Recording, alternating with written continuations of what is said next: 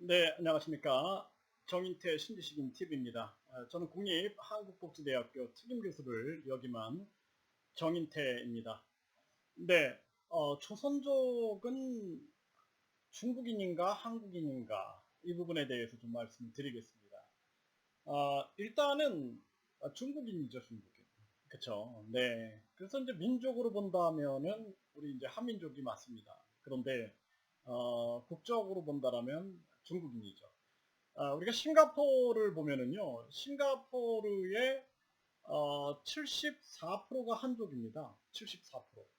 그리고 말레이족이 13%밖에 안 돼요. 13%. 그 말레이족이 13%인데, 그런데 한족이 74%인데, 그런데 말레이 정체성을 가지고 살아가죠. 그러면 그 74%인 한족들한테 어느 나라 사람이세요? 그러면은 싱가포르 사람이라고 얘기를 합니다. 싱가포르 사람이라고 얘기를 합니다. 이미 정체성을 그렇게 가지고 살아가는 거예요. 네. 그래서 우리가 뭐 다 마찬가지입니다. 그것은. 그렇기 때문에 우리가 논란의 여지가 없는 거예요. 그냥 조선족은 역사적으로 우리가 굉장히 안타까움이 있어요. 네, 그래서 우리가 역사는 명확하게 알고 있어야 된다. 하지만 중국인이다.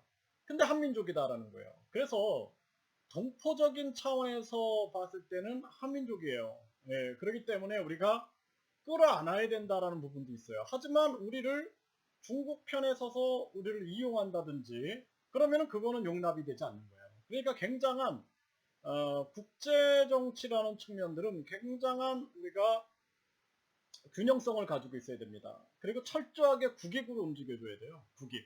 국익으로 움직여줘야 되는 거예요.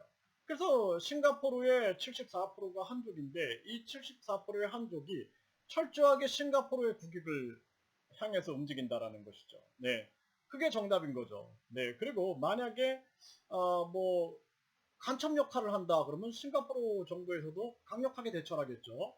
그래서 요즘에 뭐 캐나다라든지 호주라든지 뉴질랜드에 보면은 중국인들이 선거에 어떤 그 공작을 한다든지 선거를 조작한다든지 뭐 이러한 문제들이 터지게 되는데 그럴 때 그 각 정부들이 국익 차원에서 강력하게 안보 차원에서 강력하게 대처를 하는 거죠. 그렇죠? 그래서 저는 그렇게 생각합니다. 네, 제가 디아스포라라는 개념을 가지고 있어요. 흩어진 민족을 모은다라는. 그런데 흩어진 민족을 모을 때도 가장 중요한 측면들은 우리 국익을 해쳐서는 안 된다라는 거예요. 국익을 해쳐서는 안 된다. 온정주의는 안 된다라는 거예요. 그래서 역사적으로 가장 제가 가슴 아팠던 것은 우리 만주 지역을 이것을 진짜 일본이 중국 쪽으로 넘겨버린 것. 그것을 생각하면은 지금도 진짜 잠이 안 올 때가 많습니다. 그래서 그거는 우리가 반드시 국제정사의 변화 속에서 뭐 국제법상 시효가 100년이 지났다. 그거보다도 정말 진짜 그 자체가 무효다라는 거예요. 무효가. 그래서 을사늑약을 우리 고종황제가 직접 도장을 찍지 않았다라는 것입니다. 그거 자체가 무효다라는 거예요. 무효. 그래서 우리는 학생들한테 역사를 바르게 가르쳐야 돼요. 그 자체가 무효고 그리고 일본이 청나라에게 파먹은 자기들의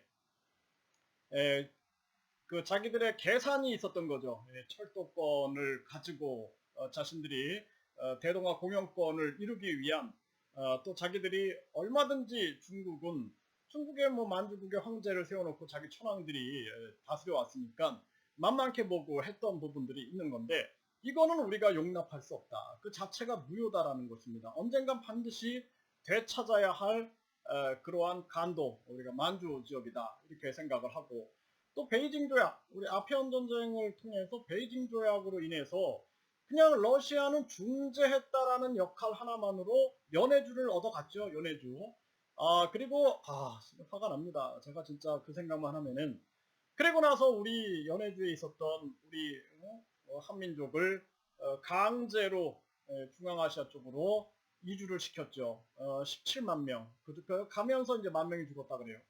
그 생각만 하면은 가슴 찢어집니다. 그렇기 때문에 우리가 정말 흩어진 우리 민족들, 디아스포라. 네, 그래서 흩어진 우리 민족들을 모으는 일들, 이거 굉장히 중요한 일이다. 저는 그렇게 생각을 합니다. 그래서 재외국민 750만을 위한 정책들, 재외국민 750만을 위한 정책들, 그리고 국내 252만의 외국인이 있는데 이 외국인들을 통한 전략적인 우리의 어떤 글로벌 정책들, 이거 굉장히 중요하다. 저는 그렇게 생각합니다. 그래서 전략적인 글로벌 정책들, 그리고 다문화 가구 30만 다문화 가구를 우리가 정말 그들과 함께 힘을 합쳐서 국익을 도모할 수 있는, 그래서 2세 같은 경우에는 다문화 가구 2세는 이중 언어를 사용하거든요.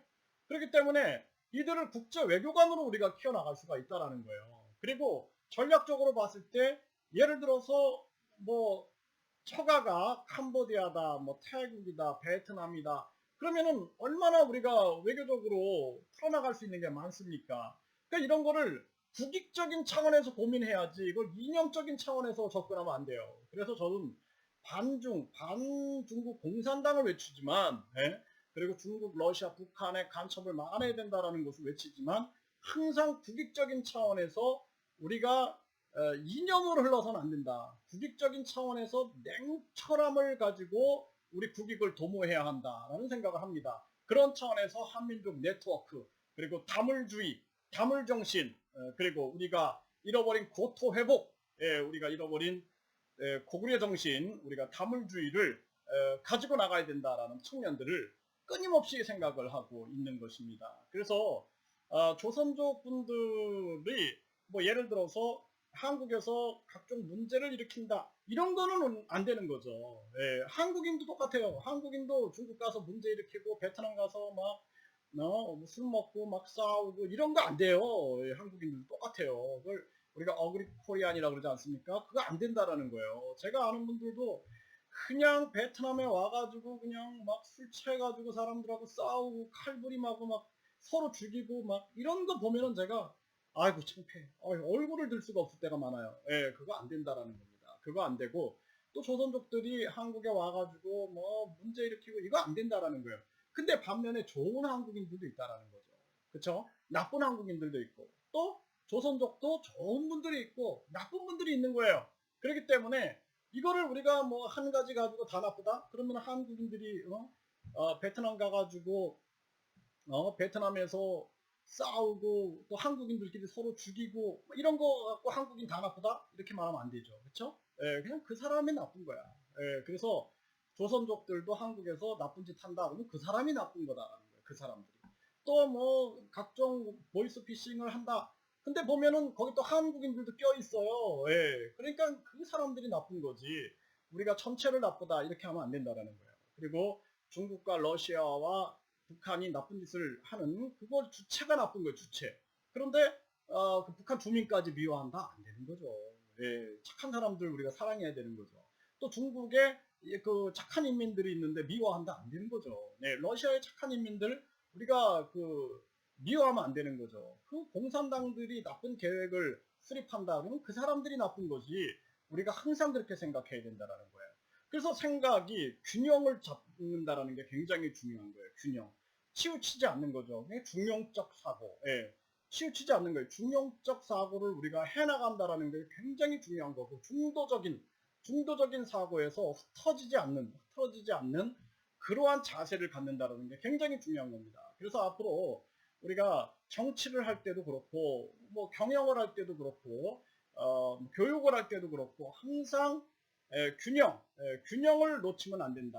우리가 이 어떤 정신의 끊임없는 균형 감각을 가지고 우리가 모든 사회 문제를 읽어 나가야 된다는 것이 중요하다. 이렇게 말씀을 드리겠습니다. 네, 감사합니다.